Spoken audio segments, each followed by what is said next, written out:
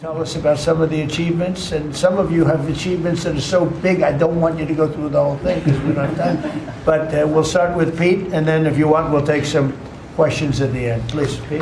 Well, thank you, Mr. President. As you said, it has been a historic year at the Department of War. Recruiting and retention over this year are at the most historic levels our country has ever seen. When I had a chance to be on an aircraft carrier destroyer over Thanksgiving, the spirit in our ranks since the election under President Trump is unprecedented. I've never seen anything like it as a soldier myself in uniform, and I know a lot of you feel the same way. We've ripped out the DEI and the political correctness. It's all merit-based at the department. We're getting back to basics: accountability, training, readiness, lethality, and that's reviving that spirit. And Mr. President, we're rebuilding the military, historic investments. I just took briefings on the Golden Dome and F-47, next generation capabilities that are going to make sure that for generations to come, America has the most powerful, most capable, most lethal military in the world, which you have rebuilt once and we're rebuilding again. And then we're reestablishing deterrence and credibility.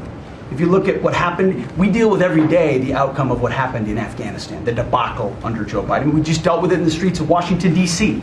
with those 2 National Guardsmen. And then what happened on October 7th with Hamas, what happened in Ukraine, a war that never would have started under President Trump. We're having to rebuild that. So whether it's freedom of navigation and taking the fight to the Houthis, whether it's Midnight Hammer, those beautiful B-2s going 37 hours back and forth, undetected, delivering with precision, and Iran not getting nuclear capabilities, Europe and NATO stepping up to 5%, locking down our southwest border. It's been an honor to work with Christy and Tom and everyone else down there to lock it to 0, operational control of our border. And then it's getting after and going after narco-terrorists and designated terrorist organizations in our own hemisphere.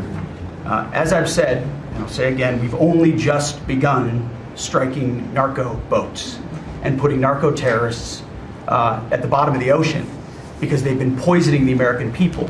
And Joe Biden tried to approach it with kid gloves and allowed them to come across the border. Cartels take over community, 20 million people, hundreds of thousands of Americans poisoned. And President Trump said, no, we're taking the gloves off. We're taking the fight to these designated terror organizations, and it's exactly what we're doing. So we're stopping the drugs, we're striking the boats, we're defeating narco-terrorists, and we're standing... And you may say one thing, that drugs coming in through the sea by sea are down 91%.